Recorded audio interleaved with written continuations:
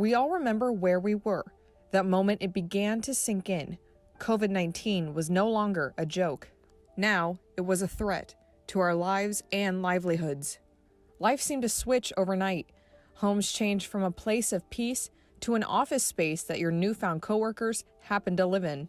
As you can tell, my office has been turned into a classroom.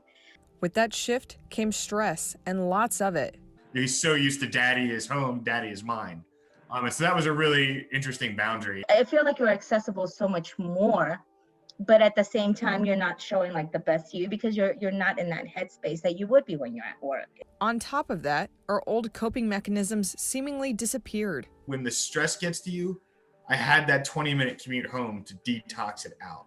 Whereas now if I'm stressed about something, I could turn around and run right into one of my kids. But as we do, we persevered, we adapted, and we overcame. So I set a time that I would work until maybe 5 or 6 o'clock in the evening, and I would shut my computer, and that was it. No emails, no more work. I would shut the door to the office, and I would go, help with dinner and, help with homework or whatever needed to be done, or sit down and just kind of, chat or watch TV with my kids. And then also making sure that boundary was open on the weekends. As we come out of this pandemic and adjust to our new normal, what damage will we bring with us? If you ask the internet, it's COVID PTSD. The Mayo Clinic defines post-traumatic stress disorder, or PTSD, as a mental health condition that's triggered by a terrifying event. Symptoms could include flashbacks, nightmares, and severe anxiety. PTSD is about more than just a trauma. It's about whenever we struggle to integrate that trauma in meaningful ways into the story of our life, it causes chronic stress. And it's that chronic stress associated with PTSD that really causes the difficulties in people's lives. Will we have a form of COVID PTSD? For a majority of us, that answer is no. For the majority of people, again, it wasn't an event. It's this extended period of time that's a collection of events. And so we probably wouldn't clinically define it as PTSD for most people. Going into the pandemic, it felt abrupt, but it really wasn't. It was staged, kind of what we experienced now looking back on it. And I think coming out of it is going to be staged as well, which will be to our benefit, allow us time to kind of adjust and adapt and figure out, what we want our new reality to be. As we find our way back, experts say it's important to find a way to ease that pandemic stress.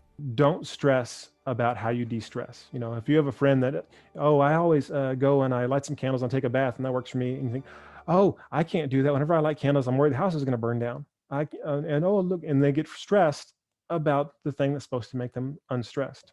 And so whatever works for you is the best answer. While we may be nearing the edge of the woods, we are not leaving this unprecedented time empty-handed.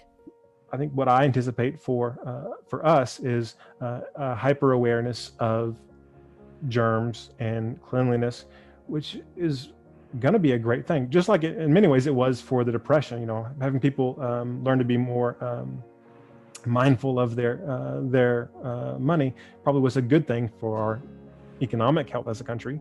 And for us, the generations experienced the pandemic, being more mindful of hand washing, and if you're not feeling well, not going into work sick, At minimum, most can agree the pandemic has brought on one thing: a changed perspective. I mean, there are a lot of bad things that happen with this pandemic, but there are also a lot of good things that I now appreciate. I'm going to appreciate people more. I'm going to appreciate hugs more. Being able to just shake somebody's hand. I've always been one of those that loves a firm shake, a handshake.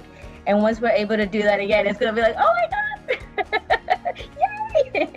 The resiliency of taking the family through it, of finding a way to get ourselves through it, of dealing with the fear, the anxiety, and just made our marriage a lot stronger, even than it already was. We finish each other's sentences now, or we finish each other's ideas. We're like, we got to do this. We got to be attentive to that. Yeah. Ideas and actions that will affect us for better or worse as we move into post-pandemic life. No matter what is out there, you have to be able to live your life. We can't stop everything. For 25 News, I'm Sydney Eisenberg.